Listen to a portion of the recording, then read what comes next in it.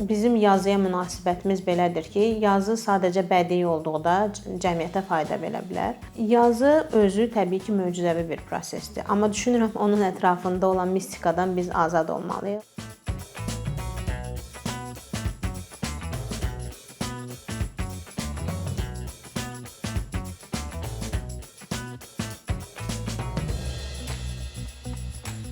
Azərbaycanda akademik yazı sahəsi kölgə yazarlığının yayılması səbəbindən ciddi problemlərlə üz-üzədir. Əslində bu problemdən daha ciddi olanı isə bizim bu haqqda çox az müzakirə aparmağımız, tədqiqat aparmamağımız və ümumilikdə həyəcan təbili çalmamağımızdır. Kölgə yazarlığı nə deməkdir? Kölgə yazarlığı ingilis dilində ghostwriting, bir şəxsin digər şəxsə mətnin yazılmasını həvalə etməsi və sonda rəsmi olaraq sifarişçinin müəllif kimi göstərilməsi və əsl müəllifin isə adının gizlədilməsidir. Akademik yazıda bura əsasən kurs işlərinin, dissertasiyaların, diplomların və esseylərin yazılması daxildir.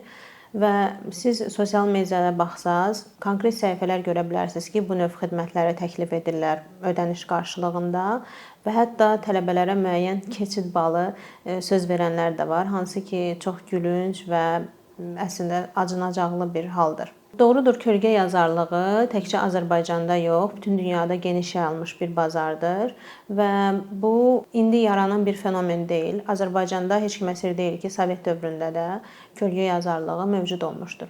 Eyni zamanda kölgə yazarlığı təkcə akademik yazı sahəsinə də aid deyil, başqa sahələrdə də rast gəlinir. Sadəcə kölgə yazarlığının məhz akademiyada olmağı daha acınacaqlı haldır. Nəyə görə? Çünki birbaşa elm və təhsillə bağlıdır. Buna görə də düşünürəm ki, artıq həyəcan təbili çalmağın vaxtıdır. Süni intellektin çıxması ilə akademik yazarların alətləri sırasına yeni, daha güclü bir mexanizm əlavə olundu. Hansı ki, tələbələrə belə bir şərait yaratdı ki, artıq insan kölgə yazarlarına yox, süni intellektə birbaşa müraciət etsinlər. Amma bu yenə də mahiyyəti və məntiqi dəyişmədi. Bunun səbəbləri və baş vermə mexanizmləri haqqında çox geniş müzakirələr aparmaq olar, tədqiqatlar keçirmək olar. Amma ehtimal olunan səbəblərdən biri akademik yazıya tələbə və elmi işçilərin birbaşa münasibətidir. Süni intellektin meydana çıxması ilə belə bir fikir yarandı ki, akademik yazı sahə olaraq robotlaşmağa doğru gedir və artıq onun rəsmi tədrisinə ehtiyac yoxdur. İlk olaraq onu anlamalıyıq ki, əslində süni intellekt yeni bilik yaratmır. Yeni bilik yaratmaq elmin əsas məqsədlərindən biridir. Yeni bilik, yeni anlayış, fərziyyə, elmə töhfə vermək deməkdir. Hansını ki, süni intellekt müstəqil şəkildə icra edə bilmir. Süni intellekt insan tərəfindən artıq yaradılmış məlumatları analiz edir, onları birləşdirir və ortaya statistik ortalama bir cavab çıxarır. Və bunu anladığımız təqdirdə biz artıq əsl akademik yazının gücünü, potensialını anlaya bilərik. Sadəcə akademik yazıya əksər tələbələrin yanaşması belədir ki, bu sadəcə bir mexaniki bir prosesdir. Qiymət almaq üçün, bir mərhələdən digər mərhələyə keçmək üçün, diplom və dissertasiyanı müdafiə etmək üçün sadəcə bir alətdir. Təbii ki, belə yanaşıldığı təqdirdə akademik yazı sıxıcı bir proses olaraq gəlir və onların kölgə yazarlarına müraciət etməsi anlaşılır. Akademik yazı əslində sosial bir proses kimi anlaşılmalıdır. Dinamik, geniş sosial bir proses və eyni zamanda dialoq kimi baxmalıyıq buna. Və dialoq olaraq, sosial bir proses olaraq o müəllimlərin, professorların, elmi işçilərin dialoqlarında, bir-birini təhlil etmələrində, bir-birinin fikrinə, arqumentlərinə, tənqidi yanaşmasında inkişaf edir və sadəcə rəflərdə tozlanan kağız parçası kimi başa düşülmür.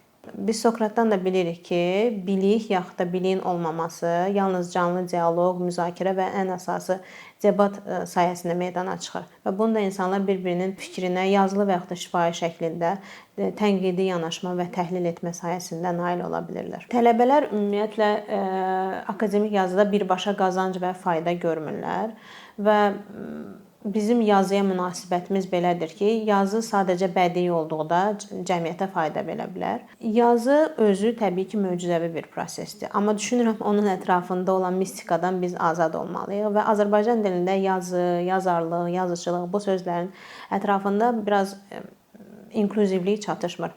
Çünki ingilis dilində writer sözü daha inklüziv mənada, daha əhatəli şəkildə istifadə olunur. Məsələn, hər hansı bir mətni, texniki mətni, akademik mətni hasil edən şəxsə writer, yazıçı adı verilir. İngilis dilində academic writer sözü geniş istifadə olunur. Amma dilimizdə akademik yazıçı sözü ümumiyyətlə demək olar istifadə olunmur və qəribə səslənir. Və bu da artıq bizim aramızda akademik yazı ilə öz aramızda olan bir baryerin göstəricisidir. Və bizi akademik yazıdan çəkindirən səbəblərdən biri də odur ki, tələbələr düşünür ki, mən yazı prosesinə başlamazdan əvvəl öz tezisimi, arqumentimi artıq hazırlamalıyam, bilməliyəm.